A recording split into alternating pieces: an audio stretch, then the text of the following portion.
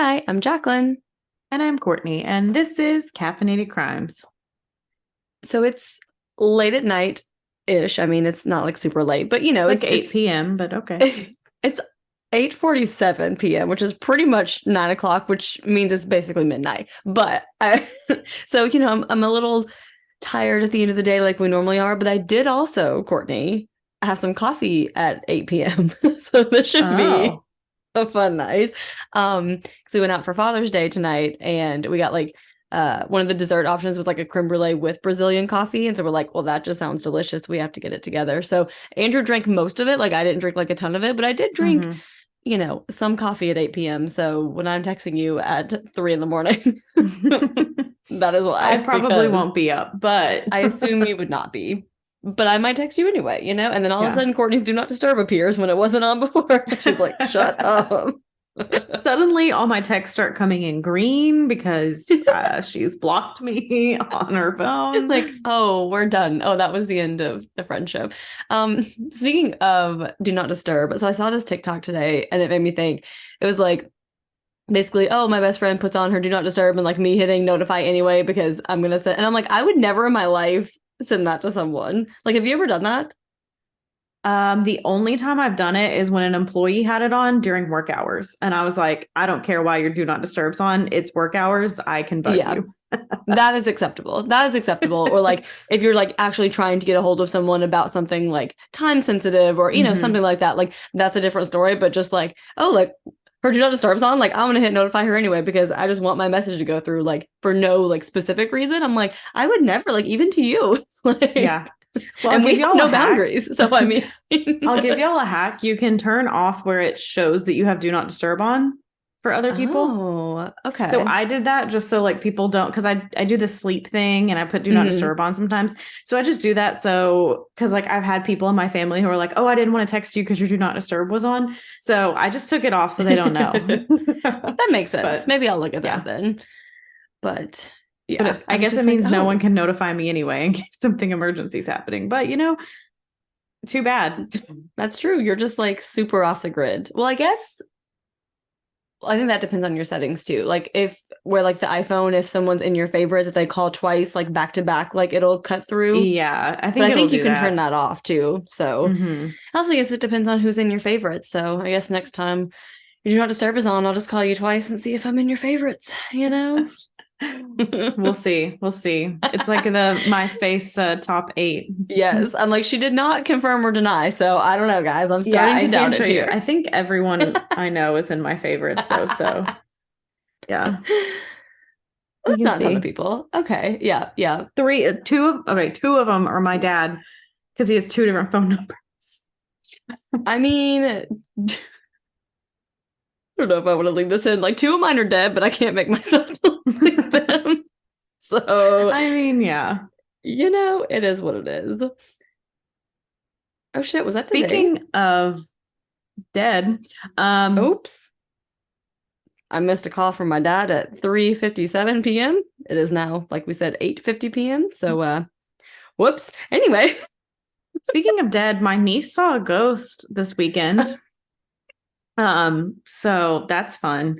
We went to Brushy Mountain State Penitentiary, which you can like Hmm. tour now. And she was in a room. My dad said it was a little bit cold in there in the spot. And she just said, I see a ghost. And I asked her if it was a nice ghost. And she said no. And that's not what you want to hear, No, because especially coming out of kids the can mouth of see a that. 3-year-old. Oh, Kids can yeah. see that shit. And Kevin does not believe it whatsoever. He just goes, the air Hmm. conditioning was on. And he's like, I was like, so you literally don't believe that she saw a ghost? And he was like, well, I don't believe in ghosts. So, yep. Doesn't believe in him. So he doesn't believe, he thinks my niece is a liar. So just go on record.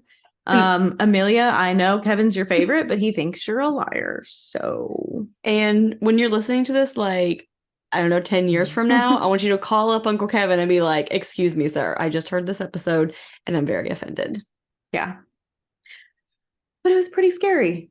Yeah, And that's then a little especially there, because quite a few people. I think Kevin looked it up yeah. and it said like 10,000 people died there, Oh my God. which I guess it was open from like the 1800s until like 2009. Hmm. And I mean, Yeah. it's like a like a higher security prison. So I guess people are in there for life. So it kind of makes sense. But they didn't do like any executions there either. So that's just people dying.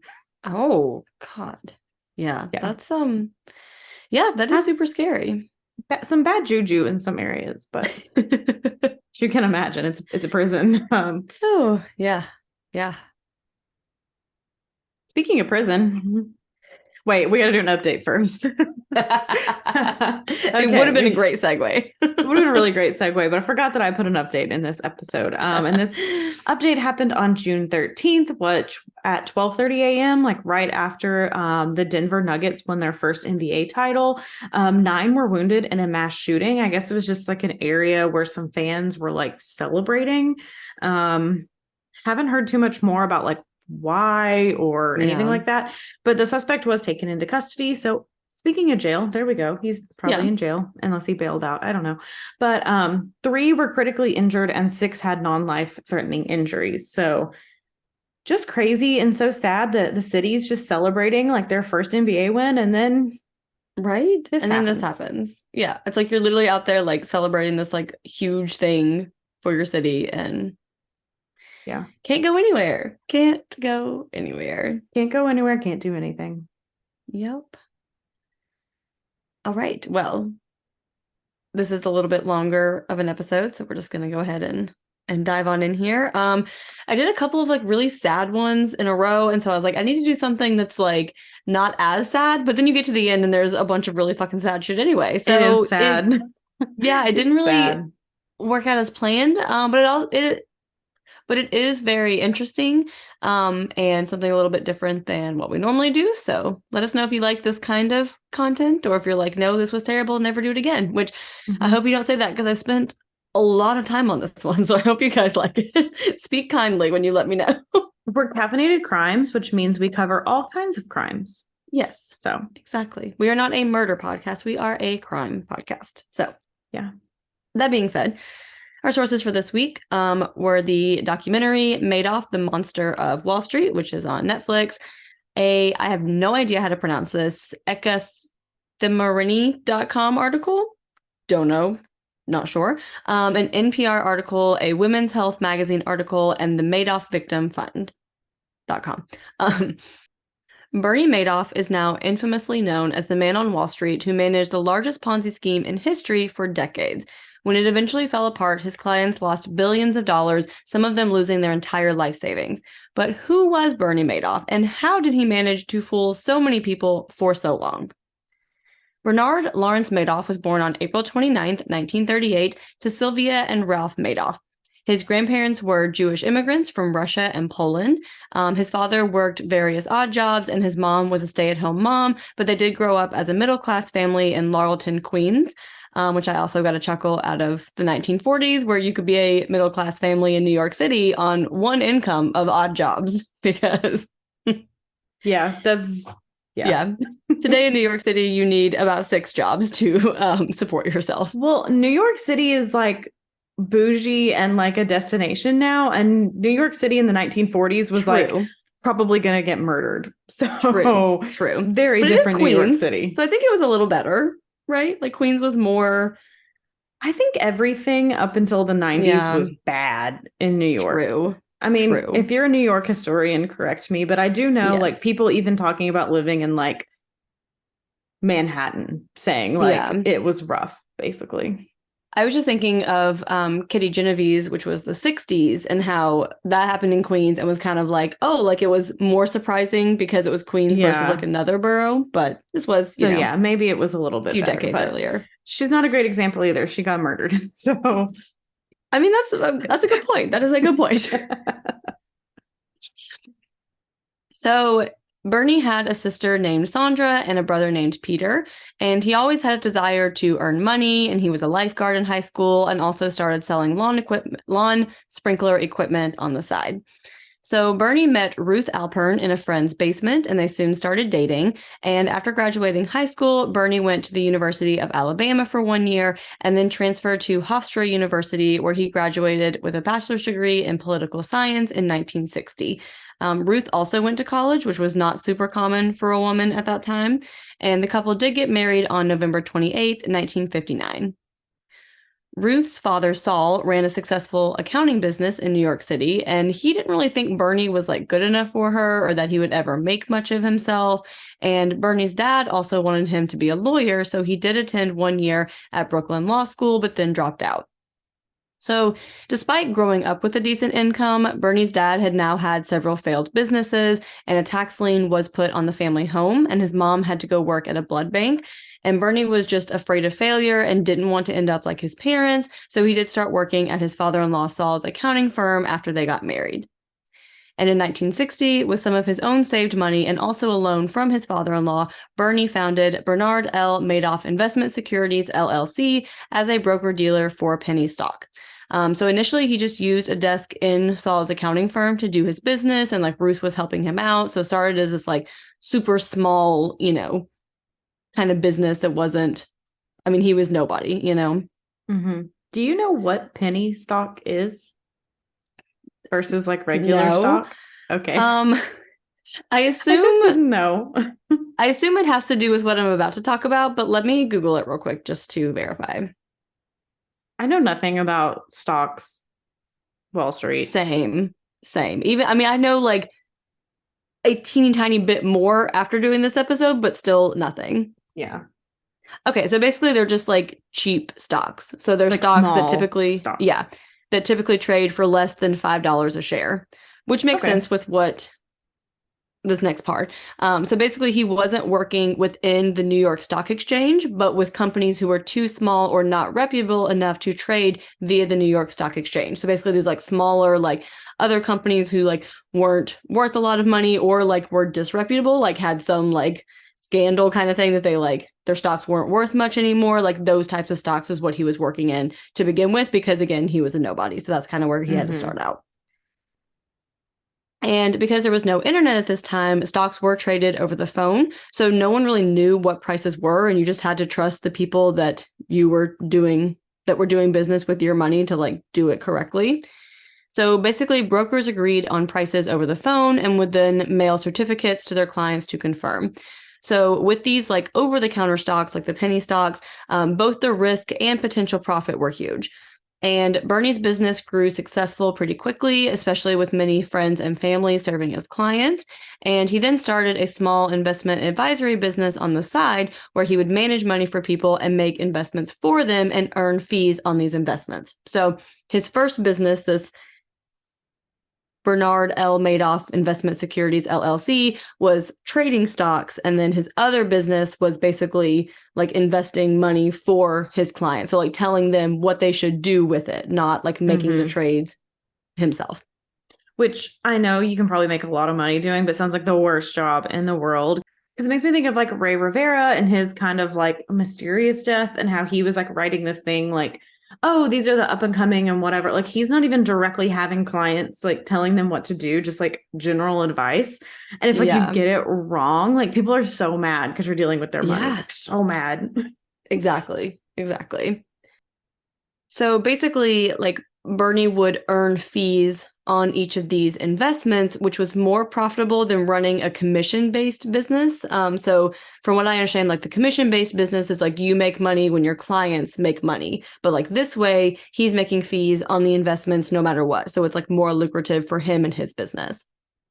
So Saul then started referring his accounting clients to Bernie, and the investment advisory business started out with around 20 people that wanted Bernie to manage their money. So this now second side business is starting out with about 20 clients. So Saul didn't have Bernie set up individual accounts for his clients, but instead he pooled all of their money and then gave it all to Bernie to invest. And when Bernie would report back the profits, Saul would allocate the money to the correct person. So this is called an unregulated mutual fund and is illegal. And this was essentially the beginning of Bernie Madoff's Ponzi scheme. So just a little history if you guys are not aware of this organization and what they do. The U.S. Securities, or if you are in a different country and would have no reason to know this. The U.S. Securities and Exchange Commission, or the SEC, is an independent agency of the United States federal government that was created after the Wall Street crash of 1929. Its primary purpose is to enforce the law against market manipulation, and specifically, they make sure that companies offering securities for sale to the public tell the truth about their business, the securities they're selling, and the risks involved in investing those securities.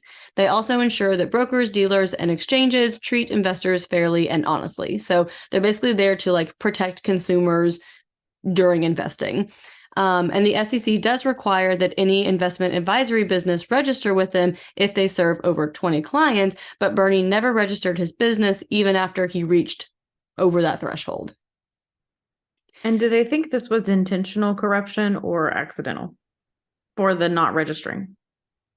Intentional. For sure. Okay. From the beginning, intentional. Okay. I didn't know if it was one of those like he didn't know it was over 20, like, oh, I forgot I had to register, or like he's purposefully like knows he's breaking the law and doing it. I mean, they didn't specify in everything that I read, but because Saul was doing this whole process illegally and then they also didn't register, I'm like, to me, that's too many like things that you were doing wrong from the very beginning. Yeah. I didn't know when it turned from like from the beginning he was like, I'm gonna run a fucking Ponzi scheme and I'm gonna cheat people, or if it like is a slippery slope from, oh, we can do this, to you know what I'm saying, like where his intentional frauding happened. Jacqueline, as the now Bernie Madoff expert, believe that's sarcasm, by the way, but I believe that he like started his legitimate business and then was like, oh, I could make a lot of money by doing this Ponzi scheme and I'll make it work so that it'll never come out and it'll be great. But this next part like makes me question that just a little bit, but we'll get into that. So May of 1962 saw the biggest drop in stock values since 1929, which obviously was the start of the Great Depression. So Bernie had bought some speculative stocks for his clients and they were now gone. So at this point, we know that he was investing that money as he said he was going to. And he felt guilty because they had lost about $30,000 because he had recommended that they buy those stocks. So he borrowed $30,000 from Saul to pay back these clients. But at some point, he stopped actually investing the money that his clients gave him to invest. So I think it was shady from the very beginning, but it seems like at some point he did have like a moral code that he was like, oh, well, I fucked this up, so I'm going to borrow some money to pay them back. But it didn't last very long. It was pretty early on that the Ponzi scheme started intentionally. Yeah, because it does feel intentional. I just didn't know if it was like Saul, like he was taking Saul's lead versus him being like, let's do this illegally, and kind of maybe got roped into it because like, I mean, it could be. If you're like taking the advice of someone who knows more and you don't know how illegal what you're doing is, like if you're not as experienced. But I mean, after everything that comes, I feel like it doesn't matter because he went head first. I'm just trying to get in the mind of Bernie Madoff here. Just trying to figure him out. It could be. I mean, he, as we'll see later, he does protect other people. So it could be that it was Saul's idea kind of in the beginning. But like you said, pretty quickly, he would have realized like, okay, this is actually illegal, and would have chosen to keep doing so despite that. But yeah, I think his primary purpose as far as getting into his head is just trying to make the most money that he possibly can. Yeah. So Bernie and Ruth's first son, Mark, was born on March 11th, 1964, and their second son, Andrew, was born on April 8th, 1966. So in the 1970s, Bernie's business moved to an office building on Wall Street, and his legitimate trading business became more conservative. So we said before that he had these like high risk, high reward type stocks, and now he's kind of coming back more in the middle here. And he was essentially like a middleman and would buy stock and then sell them to someone else and would make commission on every sale. So this is called a market maker. So it's like a type of organization in the stock market. Guys, I don't know much about the stock market, so I'm doing my very best to explain this in terms that I can understand, that hopefully you can understand. So Bernie also hired his brother Peter to work in his firm around this time. So in the 70s, it would take a few weeks to like buy and sell stocks because of how slow the process was. Like everything is like by hand, you're doing everything over the phone via the US mail. So computers then came on the scene and really changed how Wall Street worked. And Bernie Madoff was one of the first to start using computers and was then able to process trades in 3 days, which is what allowed him to compete with bigger businesses. So that's a big factor in how he was able to grow to what he became. So Saul retired, and Frank Avellino and Michael Biens took over Saul's accounting firm. So Frank and Michael started to construct Bernie's first feeder fund. So essentially, they would collect money from all types of investors, both businesses and individuals, and pool the money to send to Bernie's investment advising business. And they also recommended Bernie's business to friends, family, and clients, and then they would take a fee for being the middleman between the clients and Bernie. So we got all kinds of people roped into this. So Bernie and Ruth moved their family to a suburb called Roslyn in Long Island, and he would commute to the city by seaplane instead of train or car, just to let you know how much money this man has, even at this point. And in the 1980s, his legitimate firm was making a ton of money, and he moved into a penthouse in Manhattan and also bought a summer house and a boat. And in 1987, he moved his business to the Lipstick Building in New York City to impress investors and employees. Mark Madoff graduated from the University of Michigan in 1986, and Andrew Madoff graduated from the University of Pennsylvania's Wharton Business School in 1988, and they both started working for Bernie's legitimate firm after graduating. And many of Bernie's other friends and family members were also employed by his business, and his brother Peter was now the compliance officer. Bernie would also take his employees and their families to Montauk every summer, would pay for their hotels, like basically the entire trip. Like he's taking everyone that works for him on this giant vacation that he pays for. But employees did report that Bernie had two sides. Like he could be very kind and welcoming, but then he would also just snap at employees over seemingly nothing. And he was also very meticulous about how the office looked. Then the stock market crashed again on October 19th, 1987, which is now known as Black Monday. So Wall Street firms were panicking and trying to dump stock to avoid losing even more money. And clients were just calling in sell orders nonstop to all of the firms on Wall Street. And other market makers weren't even picking up the phone, even though they were obligated to buy stock, like even when the stocks were dropping. Like that's what market makers are supposed to do, but they just like weren't even answering the phone. And Bernie's firm was one of the few who stayed open and was actually buying stock that day. And employees said that Bernie just remained calm and collected. Like, even though his firm was losing money, like he wasn't like panicking like everyone else on Wall Street was that day. Like he was just kind of like, okay, like we're going to figure this out. We're going to work through it. And after Black Monday, Bernie Madoff assisted in figuring out ways to keep the market functioning in case of a crisis again. So he did serve on several boards and testified at congressional hearings. He was also a NASDAQ board member, which is the New York Stock Exchange. And Bernie Madoff was very well known and respected after this. So his legitimate business was doing well, and his investment advisory business continued to gain clients, even though it still was not registered. So at this point, he's very involved in like this whole scene. So if it wasn't intentional up until this point, it most definitely is now. Yeah. I figured it happened quickly. I was just trying to figure out when the dots from connected. Day one. Yeah. So here we are, full Ponzi scheme.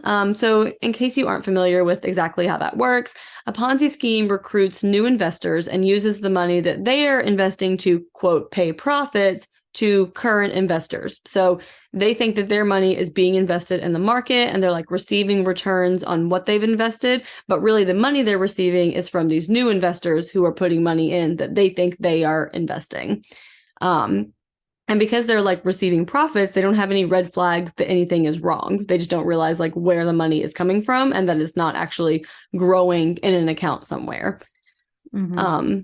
And another way to like phrase the Ponzi scheme is often known as robbing Peter to pay Paul. So if you've ever heard that phrase, like that's what that means. It can only work as long as new money keeps coming into the Ponzi scheme. So if at some point like everyone stops investing, like no one's going to make their quote profits because no money is coming in. And because many investors were investing high dollar amounts, Bernie was able to give profits to clients, and they were much higher than the average for the market at that time. So the stock market changed in the 1990s because now customers could see all of the stock numbers on the internet just like traders could. So it did become harder to lie to clients, and Bernie had to be more careful with creating documents that looked like legitimate trades to send to his clients. So while his clients didn't realize they were in a Ponzi scheme, Bernie was very careful about like not too much information about his business spreading. Like he made sure it kind of was, kept pretty secreted. It was like a cool, like, you gotta be a part of this thing, and don't share my information around too much because then I'll get too popular, or that sort of mindset. But because he was known for his excellent profit returns, he was highly sought after, would turn clients away and like only accept a certain number of people. And this helped with maintaining his business's secrecy. He was very strict about nothing being put in writing about the investment advisory business. But in 1992, a subcontractor created a brochure that included Bernie's information as an investment advisory business. And this brochure advertised 100% safe investments and boasted no losing transactions in over 20 years. So this immediately threw up red flags because, like, you cannot ensure 100% safe investing. Like, it does not work that way. So someone who saw that brochure did bring it to the attention of the SEC.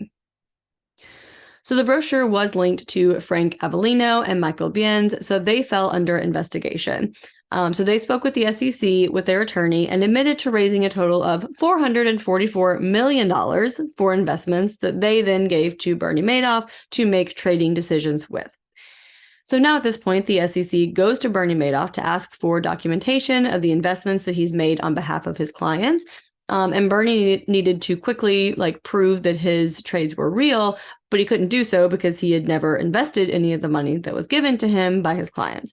So he did have his employer and right-hand man, Frank DePascali, create fake trading documents based on historical trades and real SEC documents. So this appeased the SEC, and the case was closed in 1992 without any deeper investigation. SEC is doing great. They're doing great. Yeah, great start here. Great. I mean, I want to say they've gotten stricter since then, but I can't really say for sure. Yeah, I don't know. I mean, hopefully this whole situation was a eye-opener. Hopefully they learned their lesson. Yeah.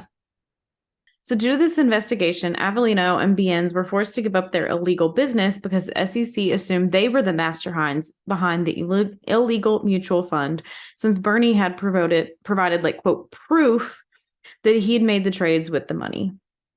So Avellino and Biens turned to Bernie because they had to pay their clients back all of the money that they had collected to give to Bernie to invest. So Bernie obviously did not have $444 million just lying around in the Ponzi scheme. So he turned to his three biggest investors, Jeffrey Picower, Carl Shapiro, and Norman Levy. So they were all very happy with Bernie because they believed he'd made them a lot of money. So Bernie was able to persuade them to invest more money, quote unquote, totaling $444 million between the three of them. So Bernie's now able to pay back Avellino and Biens' clients and avoid trouble with the SEC. So despite the SEC now being aware that Bernie Madoff was doing investment advising, he still didn't register that business with the SEC, and either no one noticed or it was deliberately ignored. So we'll get into this a little bit more later, but I 100% believe that those three investors were totally in on this Ponzi scheme. But we'll get into why, but I just wanted to throw that out there. Yeah.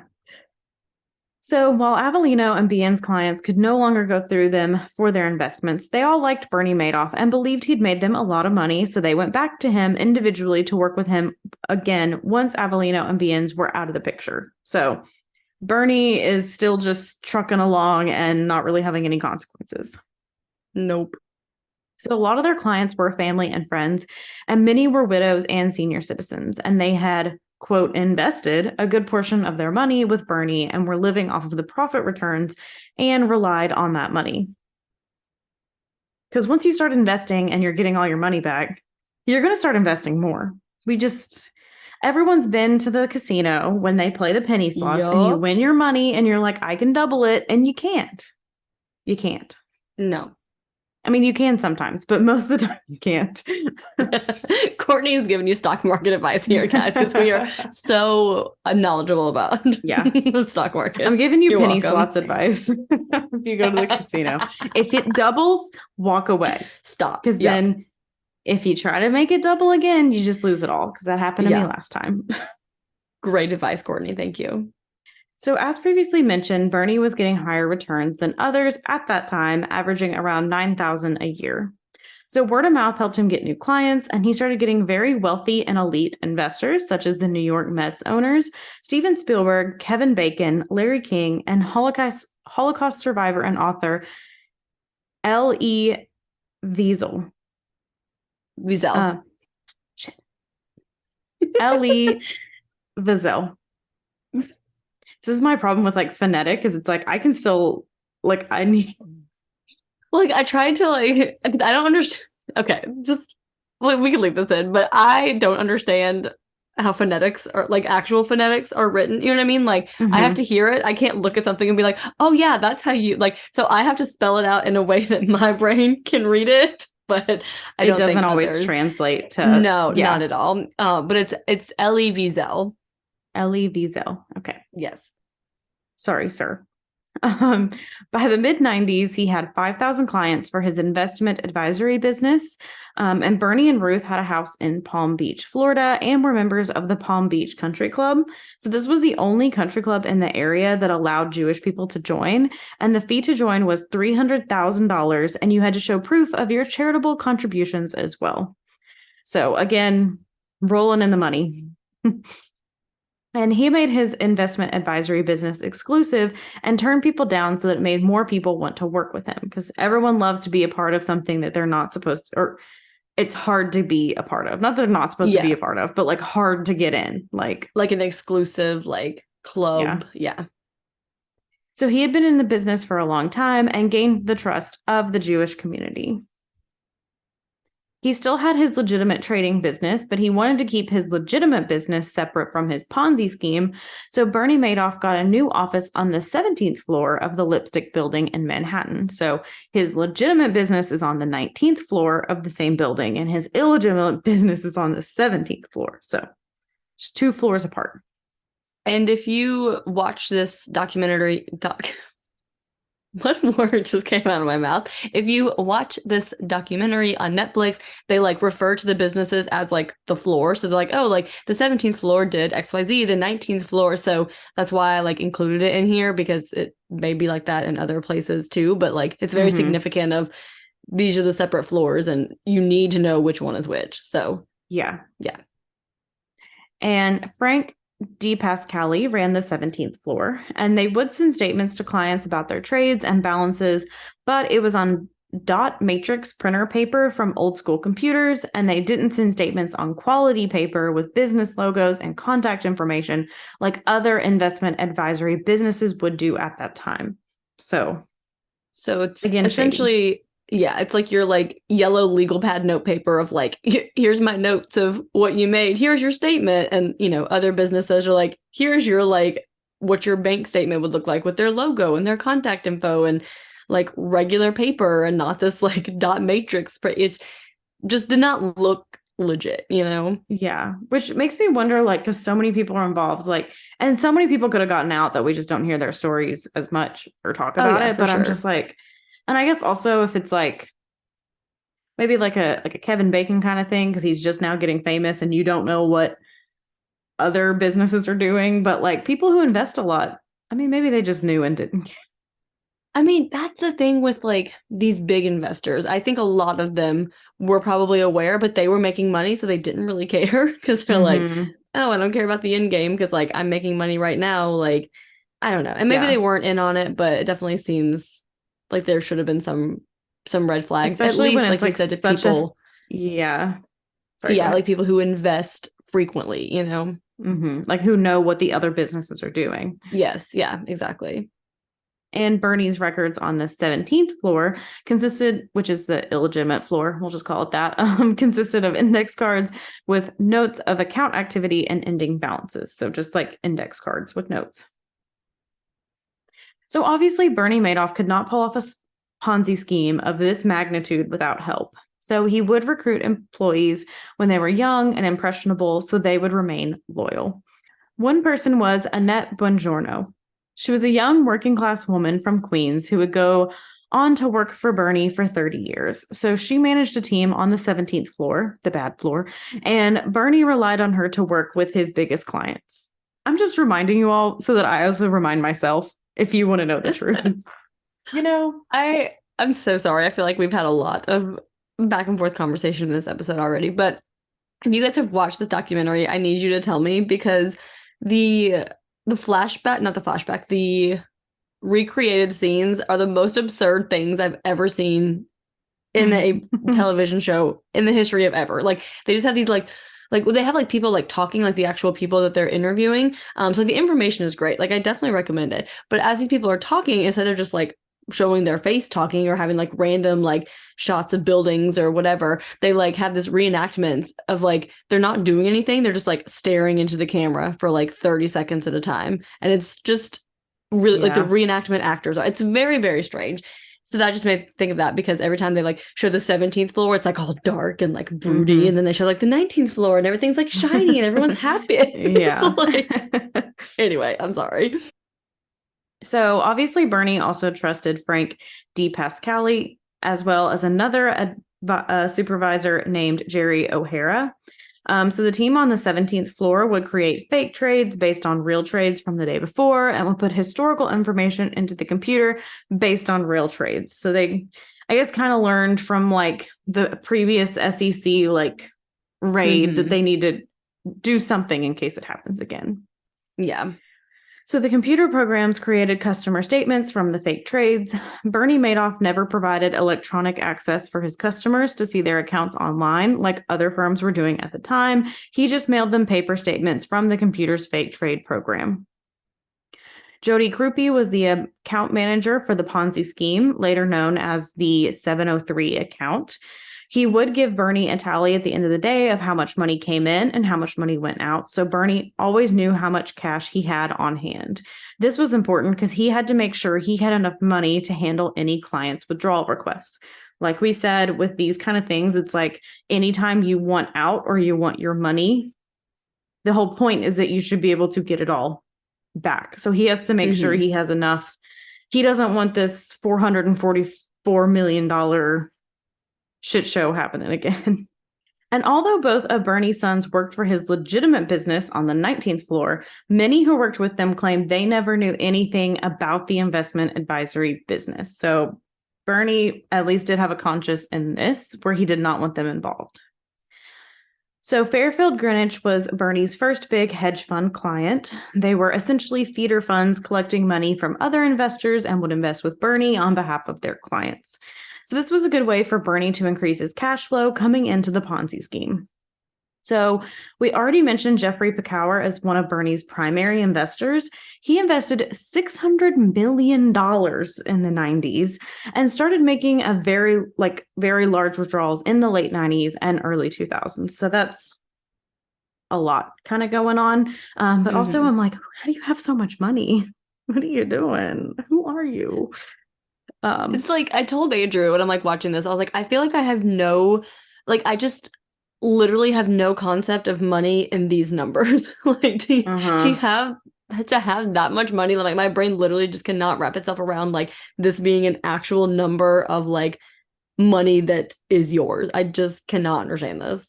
It's crazy. And over several years, he would withdraw a total of $7 billion. Billion with a B. However, he would always bail Bernie out if Bernie was running short on cash and called him for more money. He never claimed to have knowledge of the Ponzi scheme, but he's not questioning why Bernie is calling him randomly asking for large investments. And I assume because, he is probably like, I'll give you this money, but then it's like interest almost. Like he's going to get more money for it. He's not doing it out of the kindness of his heart. He's getting his money back. Yeah, exactly. But what you think to be a very profitable investment advisory business doing well, it's like, why would someone need to beg you for money unless there's something shady going on? So, exactly. I think he didn't care because he was getting his money back, but that's why I think he knew about it. Yeah, he had to have some suspicion about it. Yeah. But he was also getting 950% returns at the time Yeah, 950%. Mm-hmm. When the market average was 9%, Yes, which, a single digit 9. yeah, Yes. 9.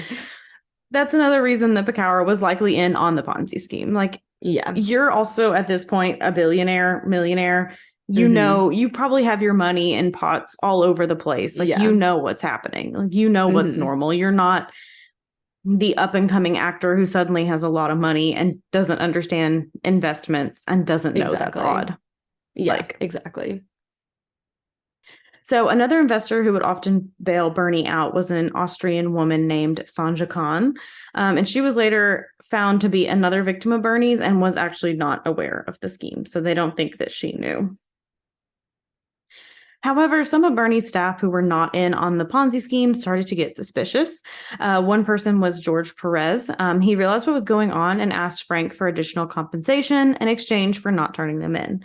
Bernie agreed to pay him an additional $60,000. And in 1999, Harry Markopoulos was a specialist in quantitative financial analyst. Oh my gosh, I hate the stock market at Rampart Investment Management. So his boss met with one of their trading partners, a French aristocrat named René Thierry Magon de la Villeuche. So he was the CEO of Access International Advisors. So Thierry told them he was doing business with a hedge fund manager who was consistently delivering monthly returns of 1% to 2%, and he was thinking of dealing with him exclusively. So this hedge fund manager was obviously Bernie Madoff. So Harry's firm was worried about losing Thierry as a client, so they asked Harry to design a product that would replicate Bernie's returns. So Harry obtained a copy of Bernie's revenue stream and noticed that the return stream rose steadily with very few down months, which isn't normal in a volatile market. Like, you're going to have high ups and you're going to have high lows. Like, you're not going to be this consistent up. He also found that Bernie would have to buy more options on the Chicago Board Options Exchange than actually existed. So Harry concluded that Bernie was either running a Ponzi scheme or engaged in insider trading, both which are not legal, both illegal. Yeah. And he concluded it was likely a Ponzi scheme because the market never responded to Bernie's trades, even though he was the largest hedge fund and was 3 times larger than the next larger competitor. So even though Bernie's making these supposed huge trades, it's not affecting the stock market whatsoever. So Harry filed a complaint with the SEC on March 1st, 2000, and he even used the words Ponzi scheme and said he thought there should be an investigation, but the SEC ignored the complaint. Harry filed multiple complaints with the SEC over the next 8 years, and they were all ignored. So I really hope the SEC learned from this. And he knew that he needed to find a financial fraud investigative reporter to get this story out. So Harry met a man named Michael Ockrent by chance at a conference in Barcelona, and Ockrent was a reporter for financial fraud and wrote an article with the information Harry gave him in May of 2001. So a senior SEC officer decided to look into this, and she knew Bernie personally, and she called him and told him they were going to be looking into his hedge fund. He told her he didn't have a hedge fund, and she was like, "Yeah, I didn't think you did. I didn't think so. You're right. Cool."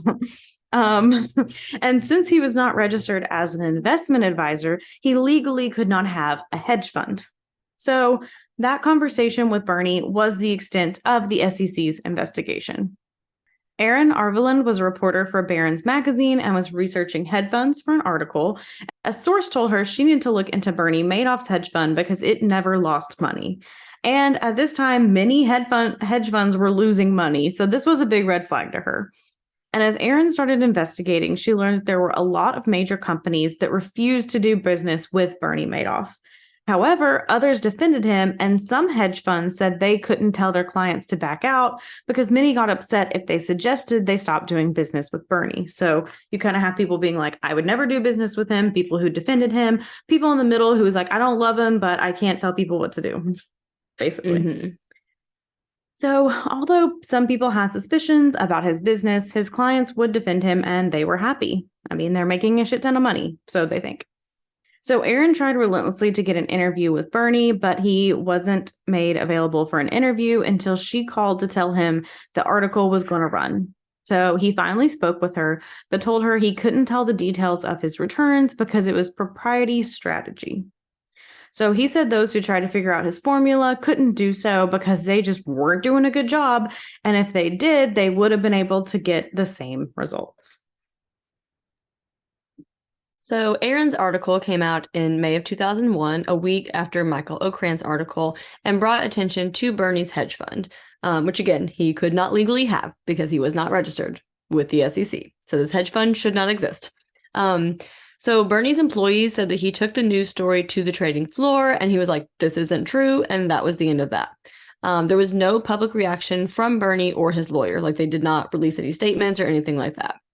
But Fairfield Greenwich did start to have doubts after the story was released. So Jeffrey Tucker, who worked for Fairfield Greenwich, met with Bernie Madoff and asked him for proof of the trades. So he was able to show him an account with a regulator depository trust company and said they could check the portfolio anytime. They asked him to verify a few like specific stocks on the computer. Like they're like, oh, okay, we'll pull up this exact one and this exact one. And they were able to do so because Frank DePascali had used a legitimate feed from the 19th floor business and like put fake trades inside of it. So they like created this like whole computer program to have documentation of these fake trades. They went deep. Yeah. There is a lot of work going on behind the scenes to make these fake trades look legitimate. So if you ever for one half a second thought that after the initial very beginning with Courtney's question, but if you ever for half a second thought that this was not all intentional, like they put so much work into this scheme.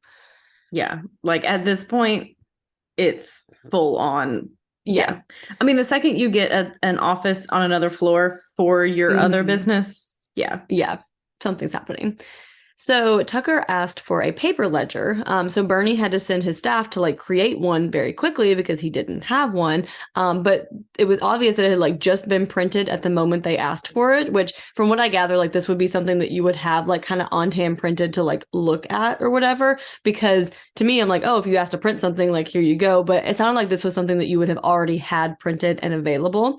So basically, because Tucker was in their office, they had to like make this document look like used. So they just like passed it around to a bunch of people and like opened and closed it, trying to like make it more like worn. And they also, because it just came off the printer, the paper was warm. They had to put it in the refrigerator to cool it down before they gave it to this man. Just so much work into this. It's insane. It reminds me of the SpongeBob where he's training to be a waiter and they're like delete everything that's not like fine dining or whatever, and he's like burning everything, like running around. Like that's just kind of what I imagine in my head, is these people just like sprinting around like this. Yeah, it's crazy. But all of this documentation satisfied Jeffrey Tucker and Fairfield Greenwich. So another event that contributed to Bernie's fraud going on as long as it did was 9/11. So after the terrorist attacks, resources that were previously used to look into fraud and white-collar crime were redirected to terrorism. And the SEC had a big funding cut, so there weren't as many fraud investigators like, during 9/11, like during the war after, things kind of like died down on that front while resources went to terrorism and defense and everything. So in November of 2005, Harry Markopoulos sent another of his long documents to the SEC, and he informed them that Bernie Madoff's brother was working as his compliance officer. So the compliance officer is the person in charge of making sure that Bernie is doing everything legally and in accordance with SEC regulations. And his brother was the man doing that. So yeah. He also looked into Bernie's trades and was unable to find the counter trade records for the documentation Bernie was using as proof of his trades. So that means that if Bernie was making these trades, another firm should have records being on the other side of the trade. Like you should be able to like line them up, but they didn't exist. And by this point, the SEC had also received complaints from other firms who thought Bernie's returns just weren't possible. So finally, in January of 2006, the SEC did a full investigation into Bernie Madoff and his firm. So Bernie went to the SEC himself to ask what they needed, and they sent 2 junior examiners to conduct an exam of Bernie's office. So their contact was actually with Bernie himself, which was unusual because usually the SEC would meet with a compliance officer or like someone else like administrative wise at the firm, not like the owner of the firm. Like that was weird. And the examiners were straight out of school and like don't really know what they're looking for, but Bernie was able to wow them because he's been in the business for so long, like he's so reputable. He tells them that he's next in line to be the head of the SEC, like name drops people that he knows like above them, like they're brand new to this job, and he's like basically like, I know this more than you do. And one minute he's just like personable with them, and the next he's agitated and short. And when they go to lunch, Bernie actually looked through their briefcases and he found the investigative report saying that his hedge fund returns were too good to be true. So when they come back, Bernie confronted them and asked them what they're looking for. And he tells them that he doesn't have a hedge fund, that he already told their supervisor that. He's like, all I do is trades for hedge funds, and you can call Washington to verify that. So like basically like he knew more about like the SEC and like Wall Street and everything than they did, and he likely intimidated them. Yeah, which I'm like, you have all these complaints and you're sending your like people who just started. Exactly. Oh, it gets worse. So the SEC investigators asked Bernie for his DTC account number, and he gave it to them. So DTC, which is Depository Trust Company, so that's an account number that like helps facilitate transactions between financial institutions. So you can kind of like verify like what has actually been done by like, it's kind of, if you're in the stock market and I'm fucking this up, I'm so sorry. I assume it's kind of like a social security number kind of thing where you can like track like records based on like a certain like company. You know what I mean? Mm-hmm. That's probably not a great analogy. I'm sorry. But the SEC never actually reached out to DTC to verify his number. So if they had done so, they would see that he was not making these trades. So he gave them the real number. They had the real number, and they didn't do anything with it.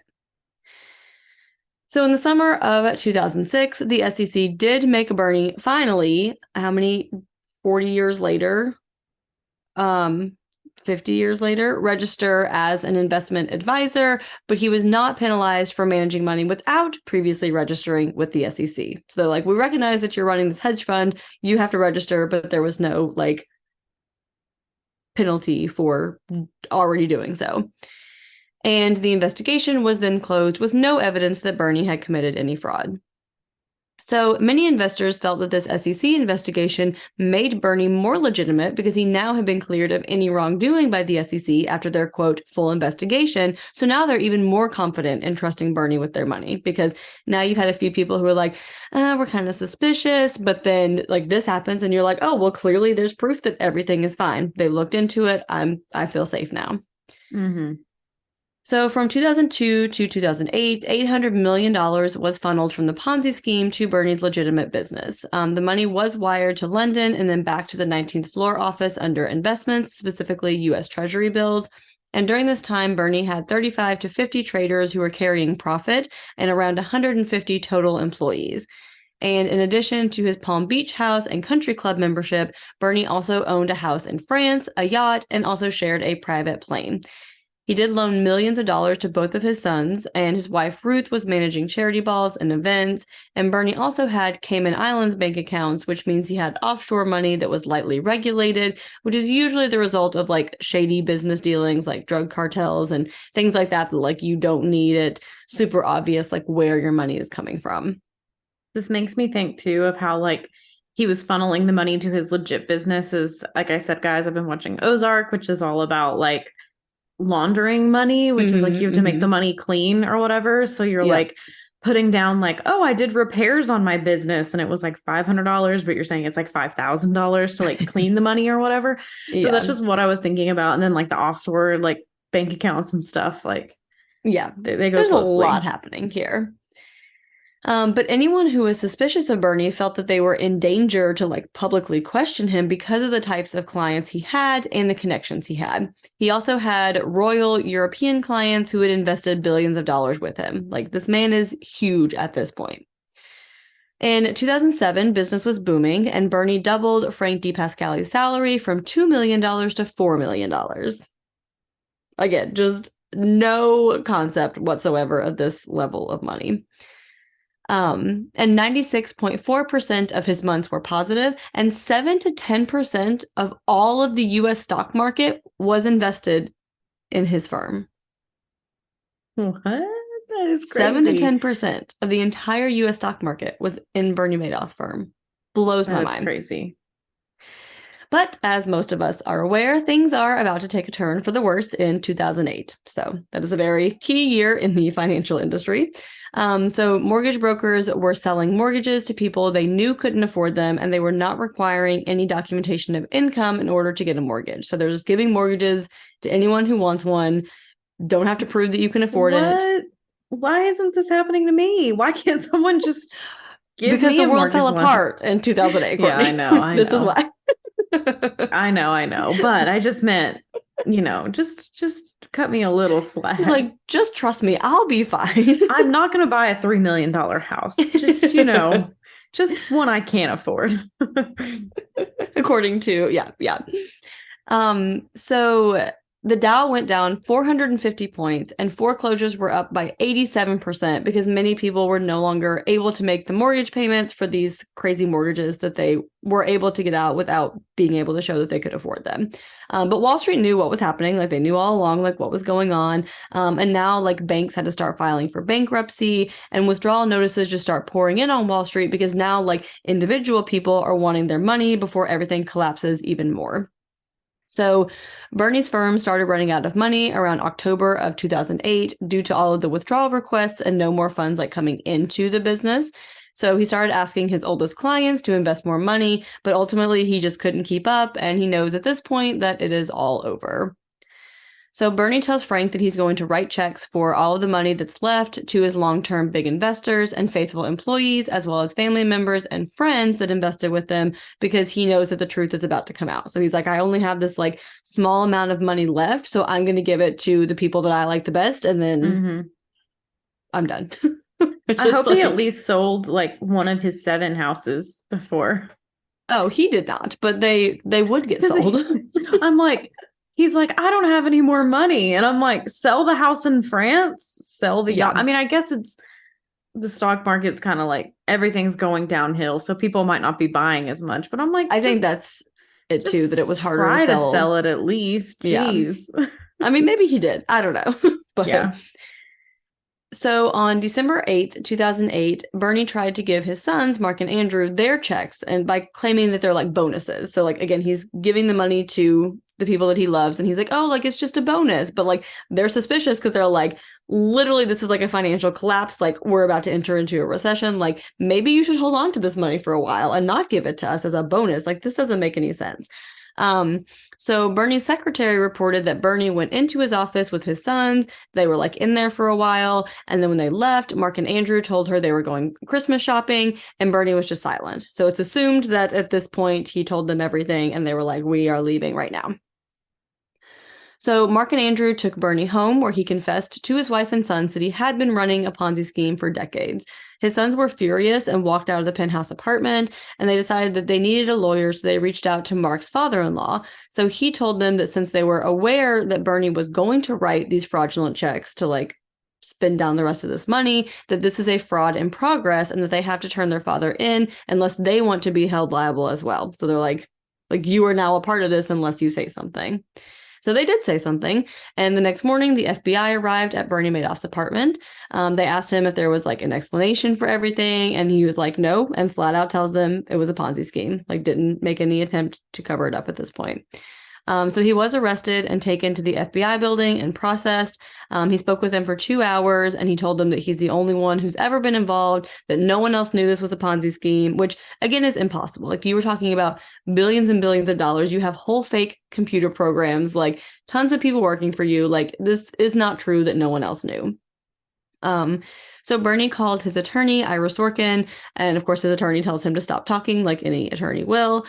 His bail is set at $10 million, but he is able to make his bail and go home. So a lot of people are obviously furious about this because he used the money from the crimes that he's been arrested for to pay the bail to go back to his nice penthouse apartment while anyone else would be in jail. So it's like, how is this even allowed under the system? Like, you know, this man has money. You know, the money he has is from the crimes he's been arrested for, but I guess innocent until proven guilty and all that. But you're allowed to pay the bail with that money and go back to your nice penthouse while you await trial. Like, Because $10 million, that would be $1 million bail, right? You have to pay 10% of it. I think Something like that. Like that's like yeah. $1 million that I can't pay people back, but okay. Mm-hmm. Okay, Yeah. Bernie. Yup. So the FBI and SEC flood Bernie's office on the 19th floor, and the news of Bernie's arrest is all over the media. So angry investors are in the lobby demanding that someone speak to them. The receptionist would go down briefly and try to speak to people, but it was too difficult and people were too angry, so they weren't able to stay for long. And the FBI and SEC have no idea which employees were in on the Ponzi scheme, so everyone's just being treated like a suspect. And at this point, they discover the office on the 17th floor. There were boxes and boxes of paper everywhere, and it was declared a crime scene because they were afraid of mixing up any records and not being able to follow the trail, so they started the investigation right there in the office. So Frank DePascali agrees to a deal and walks investigators through all of the details of the scheme and the records they have. So Bernie Madoff becomes the face of the financial crisis and is hated by everyone. I mean, everyone knows his name, even if you're not wealthy and even if you don't invest in anything. Everyone knows his name for a white collar crime. Like, Yeah. and the names of many famous and wealthy investors come out, but obviously there were many more smaller investors who lost everything, whose names like weren't as widely shared. And the French investor René Thierry Magon de la Villouche had given $1.5 million of his client's money to Bernie Madoff. And he did die by suicide 11 days after Bernie's arrest, I assume, because he realized everything. I mean, $1.5 million, like, whew. Yeah, like he knew that like he was going to be in trouble like with his clients, and who knows how much of his own money and what the downfall would look like. And yeah, just the first in many casualties of this situation. Mm-hmm. So Bernie Madoff went to court on March 12, 2009 and pleaded guilty. He confessed to everything that he had done over the decades, and his attorney asked for a continuance of bail until sentencing, but the judge denied it, and Bernie was housed in the Manhattan Correctional Center until sentencing.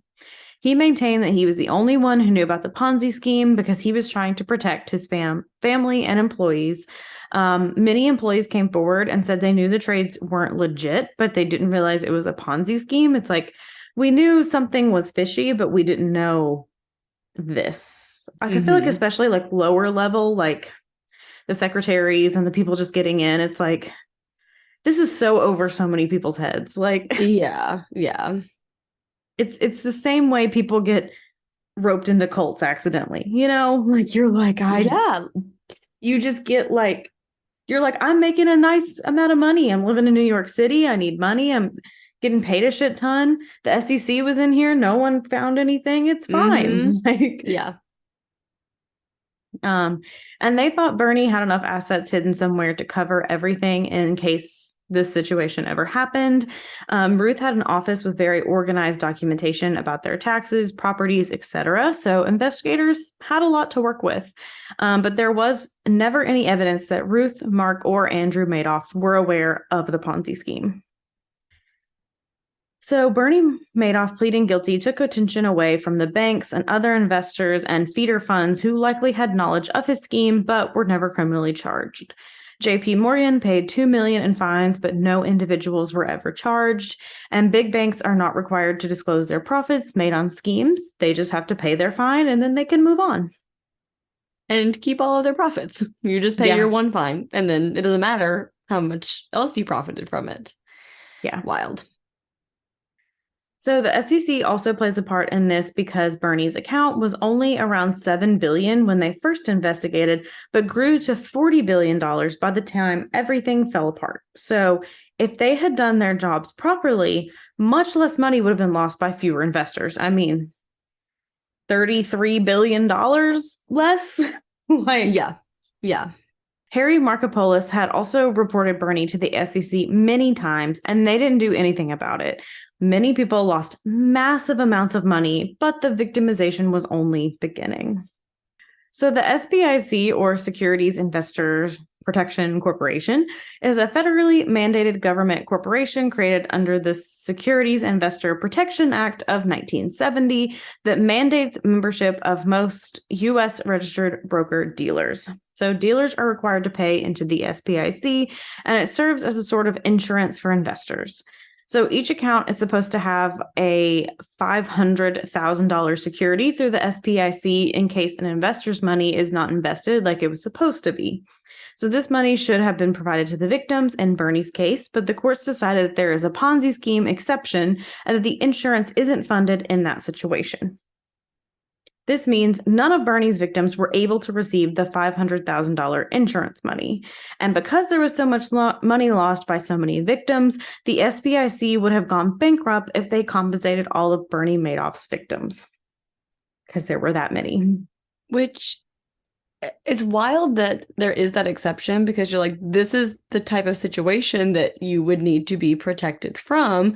But then you also understand on the other side of like, they literally did not have that much money because nothing like this has ever happened before. Like nothing of this magnitude has ever like been a thing for them to need this much money at one time. Yeah.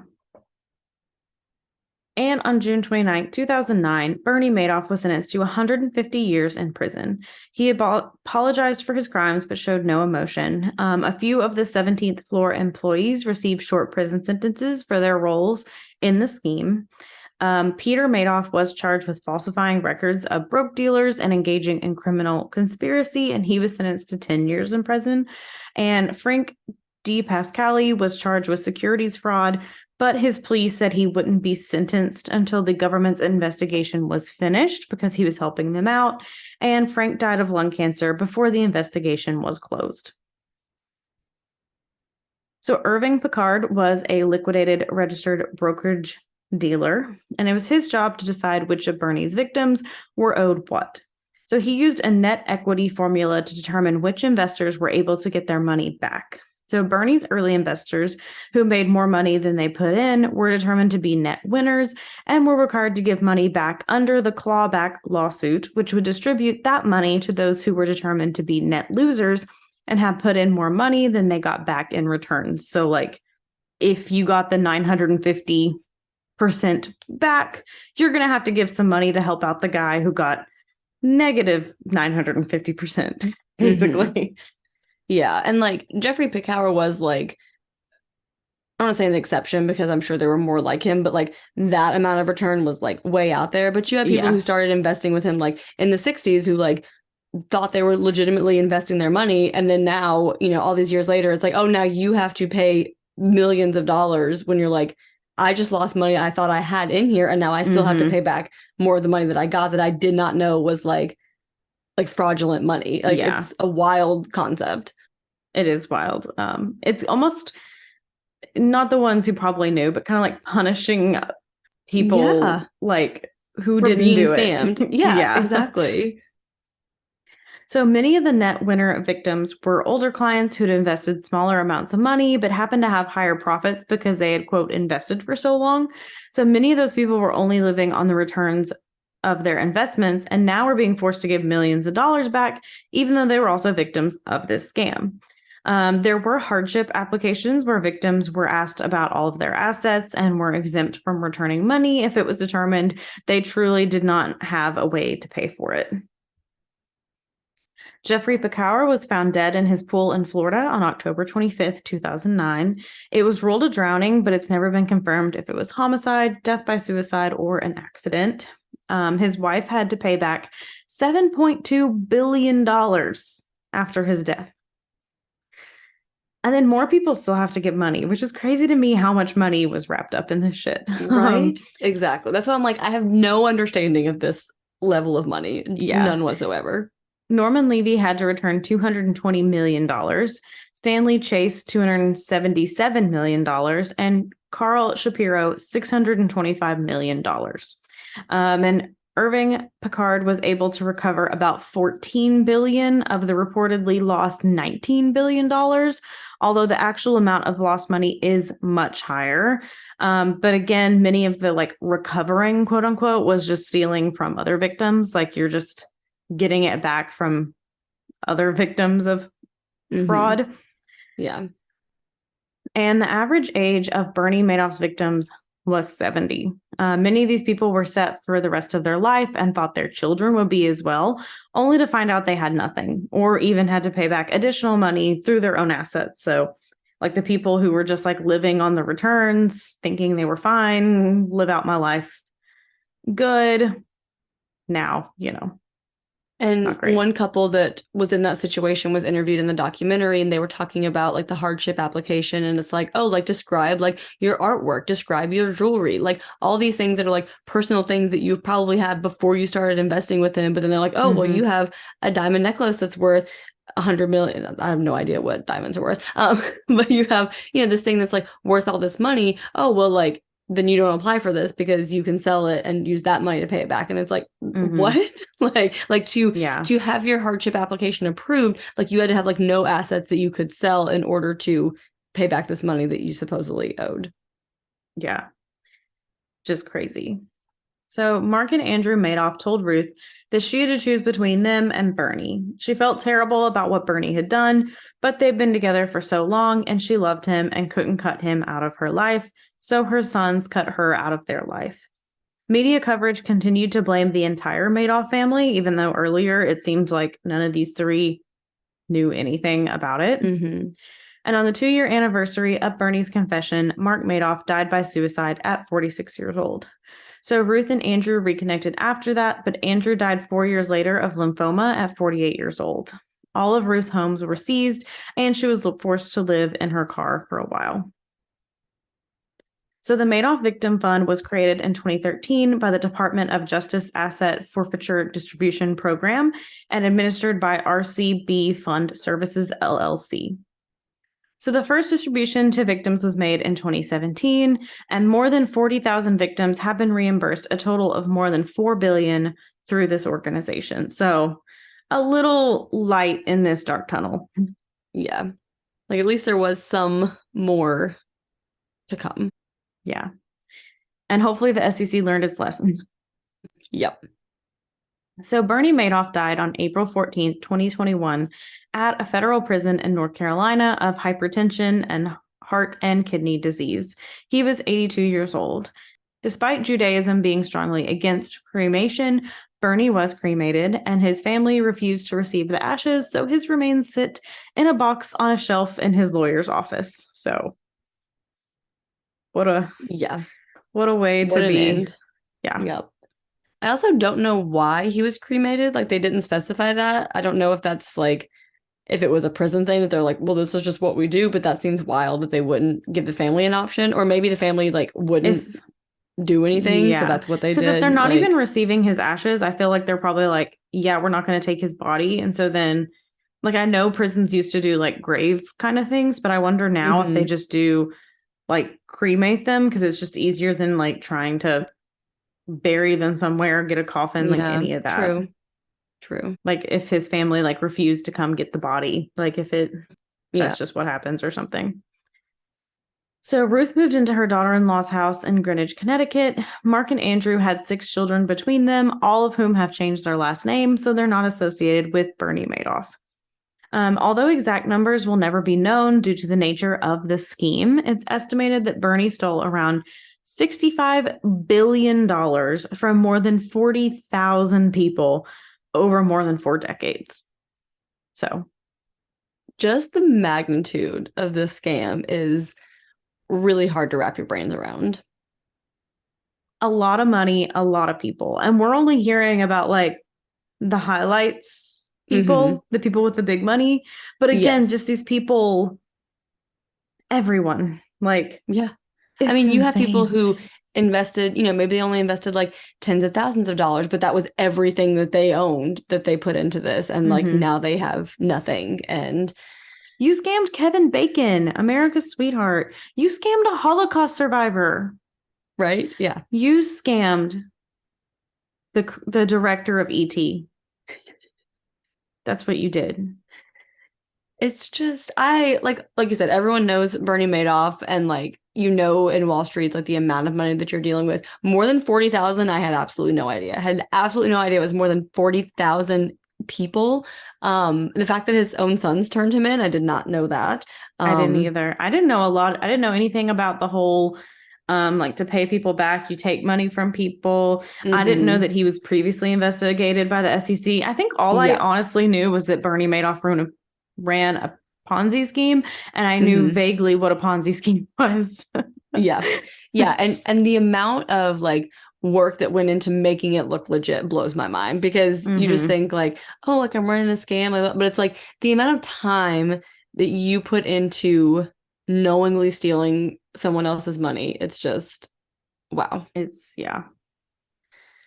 So yeah, we hope you enjoyed this like little bit of a different type of case than we normally cover. Little white collar crime for you. Let us know if Hopefully you we like got it. everything right as far I'm as sure we describing didn't. things.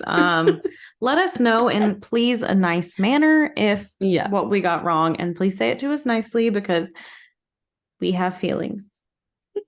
I mean, clearly your girls have no experience with the stock market and investing I millions mean, of I'm asking for dollars. them to just give me a mortgage, even if it makes the market crash. So, I mean, I don't want to go bankrupt, but I mean, I'll be reasonable, okay? I'll be reasonable.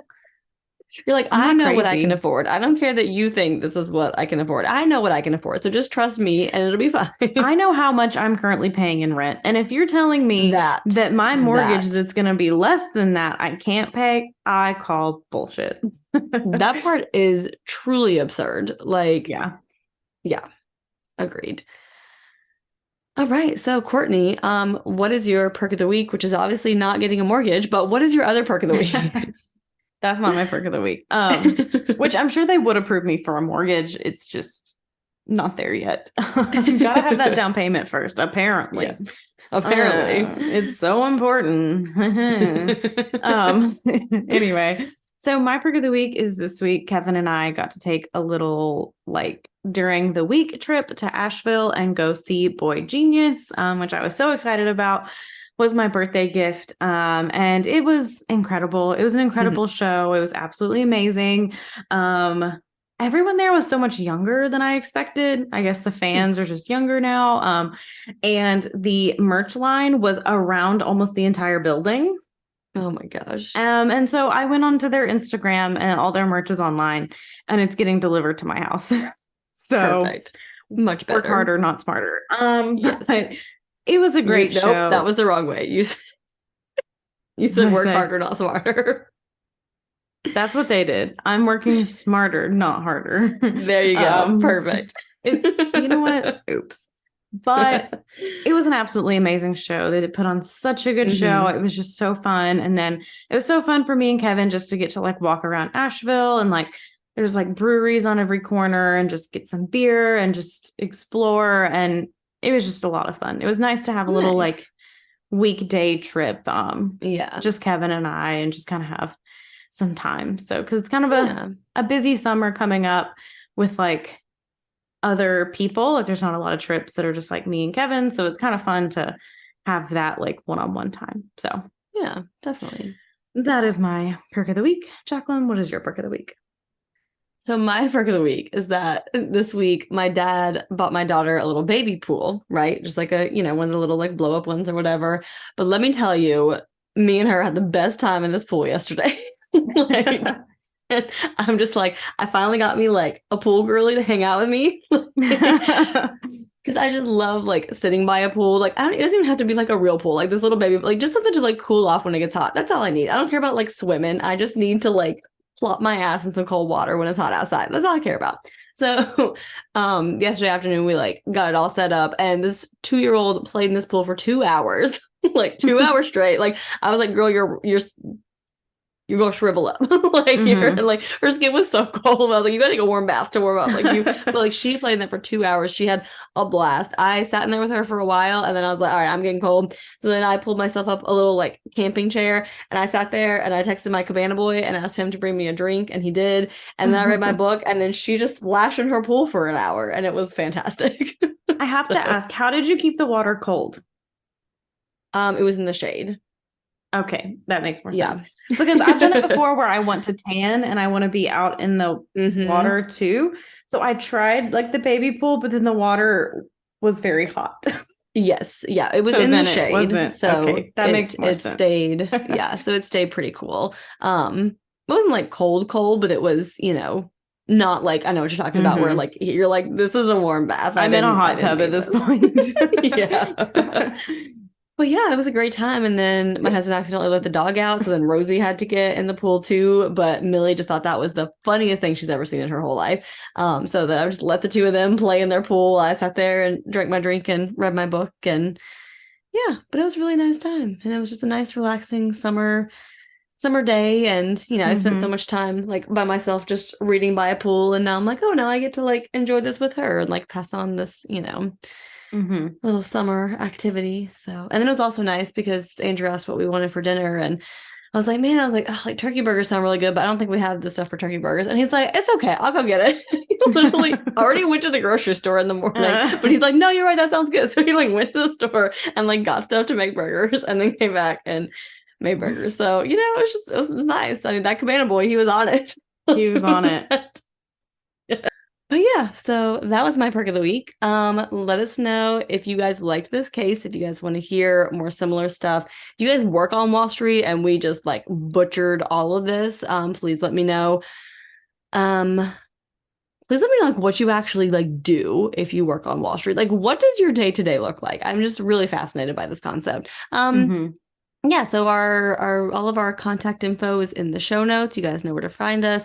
We are also on patreon.com/caffeinated crimes if you guys want bonus episodes and hangouts and gifts and pins and stickers and all kinds of little fun goodies over there if you want to throw $3 a month our way, because clearly we don't have billions of dollars to invest in the stock market, but maybe we'll invest the couple $100 that we get a year. Yeah. We'll see what happens. Yeah. At least my portion of Patreon is going into investment of CrimeCon because I'm saving it up for CrimeCon. Yes. So again, we were going to be at CrimeCon in September. Sorry, I forgot what month it was. So they've finally started announcing who else is going to be there. We're not on Podcast Row yet, but they said there's still a chance. So we're still holding out hope. Everyone send them an email and say, put Caffeinated Crimes on Podcast Row. That would make my day because they still choose people. I think they said up until a few weeks beforehand, and then our tickets will be reimbursed. Or if that doesn't work and you don't want to sign up monthly for Patreon and you just want to send us some money to go to CrimeCon, we'll accept it. Perfect. Yes. Just sex working myself out here. Just kidding. But wait a minute, there were strings attached to this? I thought we were okay, hold on. No, just kidding. But yeah, so we're going to be there. And if you want to come hang out with us, you should come too. Yes. So I don't know if there's still rooms at the hotel, but there's plenty of hotels all around. And I don't even know if there's tickets still, but I'm sure there is because I said so. Because Courtney is just talking completely out of her ass tonight. Yeah, like Courtney needs to wrap this up. So if you could also give us 5 stars on Apple Podcasts, Spotify, anywhere you can, like, subscribe on YouTube, leave a nice little comment there. Greatly appreciate it. But in the meantime, go have a cup of coffee. And don't commit a crime.